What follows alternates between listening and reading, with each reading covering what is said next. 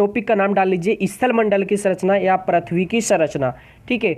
और ग्लोब पर जो है कितने परसेंट जो है यहाँ पे स्थल मंडल है, भाई 29% जो है स्थल मंडल है। और जल कितना है, आपको मालूम है कि 71% भाग पर कितना है, जल है, ठीक है। जल कितने परसेंट है, 71% क्षेत्रफल पर, और स्थल मंडल कितना है, 29%। कुल मिला के कितना हो जाएगा, ये 100% हो जाएगा ना पूरा ये।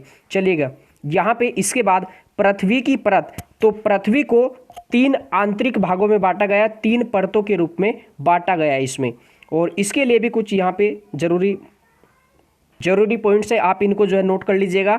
देखिएगा भाई गहराई के अनुसार, जैसे जैसे नीचे हम पृथ्वी के नीचे जाएंगे गहराई के अनुसार, यहाँ पे अगर 32 मीटर नीचे जाते हैं तो देखिएगा 32 मीटर अगर नीचे जाते हैं तो 1 डिग्री सेंटीग्रेड जो है तापमान बढ़ता जाएगा। इसका मतलब ये है कि अगर हम बहुत ही ज़्यादा नीचे उतर जाए पृथ्वी के नीचे, ठीक है, तो हमें वहाँ पे क्या मिलेगा, बहुत ही ज़्यादा टेम्परेचर मिलेगा, गर्मी मिलेगी। इसीलिए तो ना जो ज्वालामुखी होती है, ज्वालामुखी कहाँ से निकलती है, नीचे से निकलती है ना, तो यही जो है कॉन्सेप्ट है ज्वालामुखी का भी।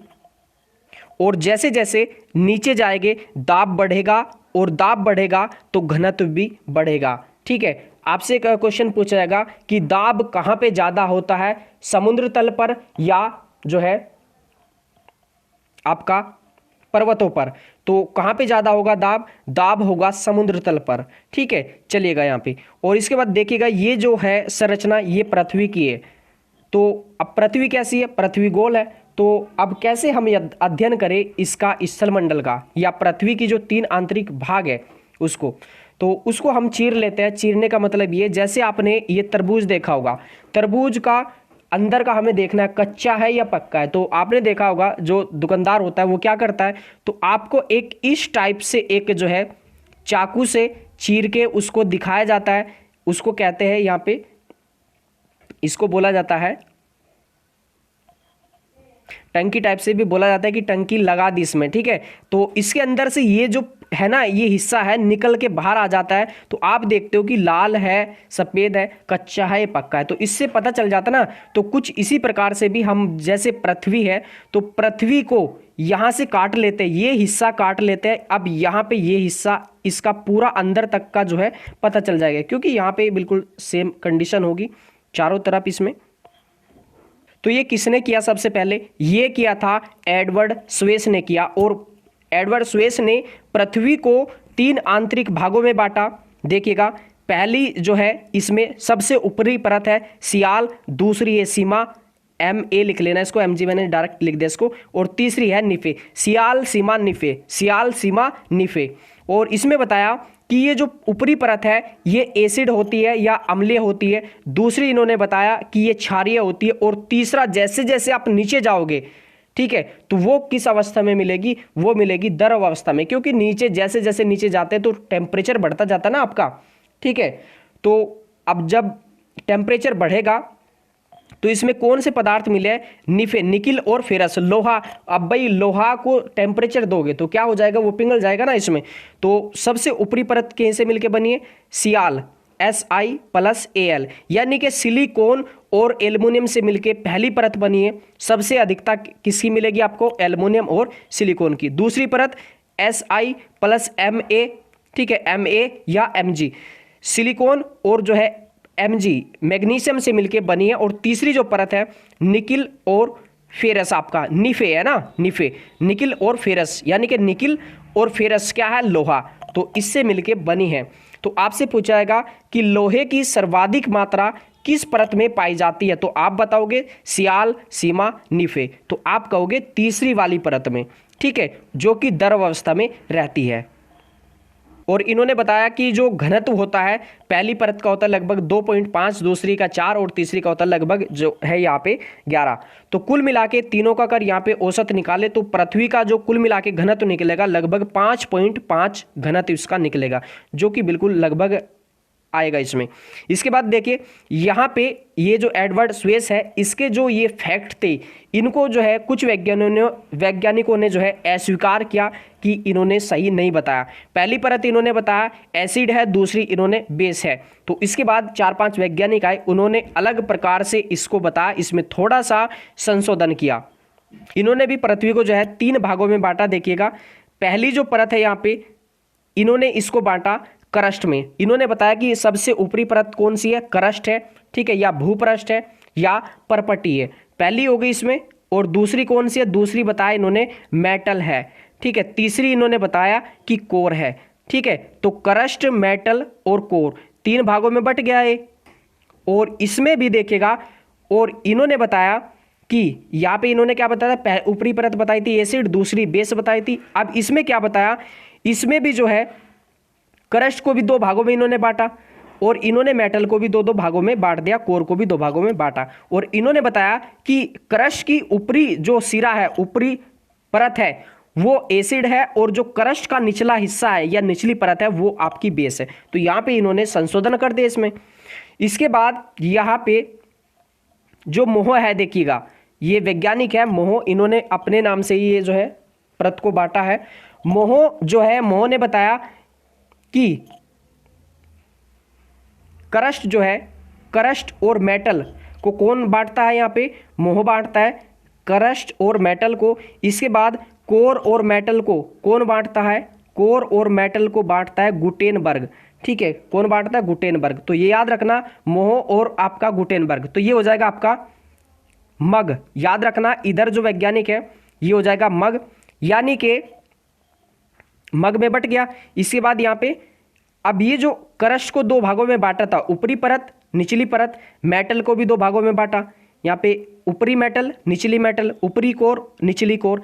अब ये किसने बांटा, देखिएगा ये कोनोराड ने बांटा, एक वैज्ञानिक है कोनोराड ने क्रस्ट को 2 भागों में बांटा, रैपिटी ने मेटल को 2 भागों में बांटा, और लेहमैन ने भी कोर को 2 भागों में बांटा। तो इस प्रकार से इस हिस्से को कैसे याद करेंगे हम,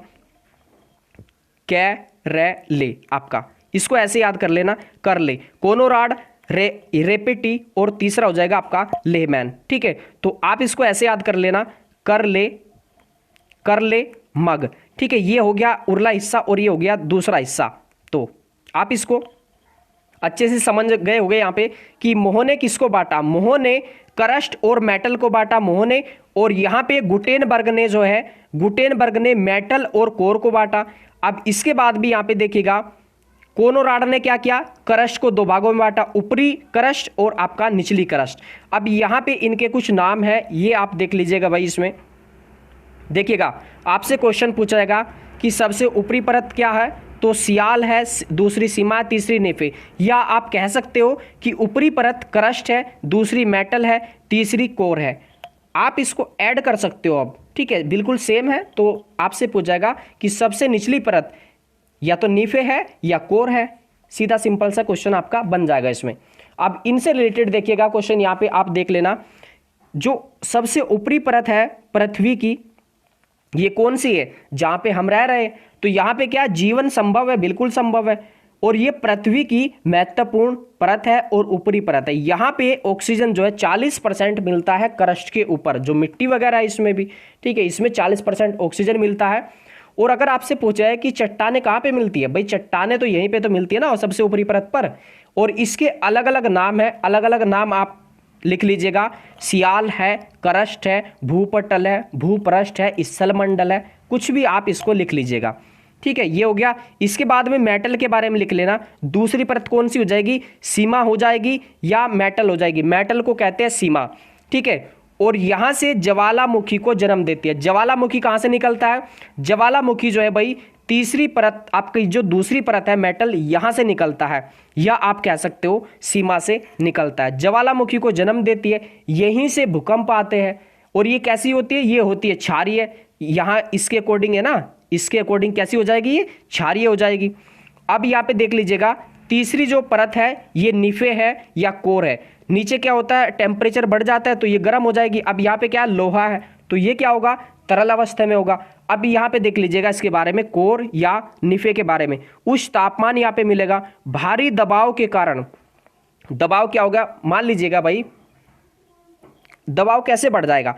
अब कोई अंडा है, अंडा है, अब यहाँ पे कोई हाथी खड़ा है, अब हाथी इस पे पैर रखेगा तो ये क्या होगा ना, प्रेशर बढ़ जाएगा, दाब बढ़ जाएगा, ऊपर से वजन पड़ा इस पे। तो अब ये बहुत मोटी कई सौ किलोमीटर की ये परत है, इसके बाद ये भी परत है और ये भी आपकी दो परत होगी, इसके ऊपर पड़ गई तो क्या होगा, दाब बढ़ जाएगा ना यहाँ पे।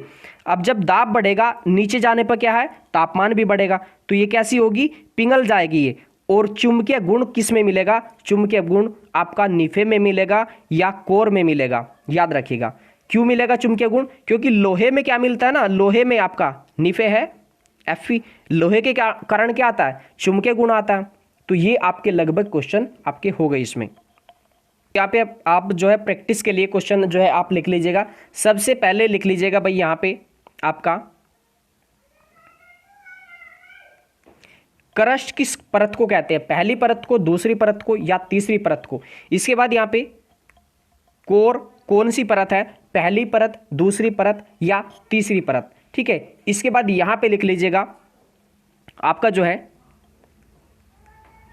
Fe की मात्रा किस परत में ज्यादा मिलती है, आपकी सियाल, सीमा, निफे, या आपका जो है क्रस्ट, मेटल या आपका कोर में, किस में मिलती है। इसके बाद यहां पे लिख लीजिएगा ज्वालामुखी, ज्वालामुखी जो है, ज्वालामुखी कहां से निकलता है, किस जो मंडल से आपका जो है किस परत से निकलता है, या आपका जो है सबसे पहले ये देख लीजिएगा क्रस्ट क्या है, क्रस्ट सबसे ऊपरी परत है, इसको कहते हैं भूपटल भी कहते हैं, भूपृष्ठ भी कहते हैं, स्थल मंडल भी कहते हैं या सियाल भी कहते हैं। कोर क्या है, कोर तीसरी परत है ना, ये आंतरिक परत इसको आप कह सकते हैं, या करोड़ भी इसको कह सकते हैं, या आप निफे भी इसको कह सकते हैं। ये क्या होता है, ये एक जो है तरल अवस्था में मिलती है यहाँ पे कोर में आपका, ठीक है। और लोहा कहाँ पे मिलता है, लोहा आपका तीसरी परत में मिलेगा। पहली कौन सी है, पहली आपकी सियाल, दूसरी आपकी सीमा और तीसरी हो जाएगी आपकी निफे, है ना, निकिल और आपका फेरस। ज्वालामुखी कहाँ से निकलेगा, ज्वालामुखी निकलेगा पृथ्वी की दूसरी परत से, आपका सीमा से, है ना, या आप कह सकते हो मेटल से। और ये जो आपका PDF होगा ये आपको टेलीग्राम पे ही जो है डाल दिया जाएगा, वहां से अब इसका जो है नोट्स आप बना लीजिए, ज़्यादा इसमें कुछ नहीं है भाई।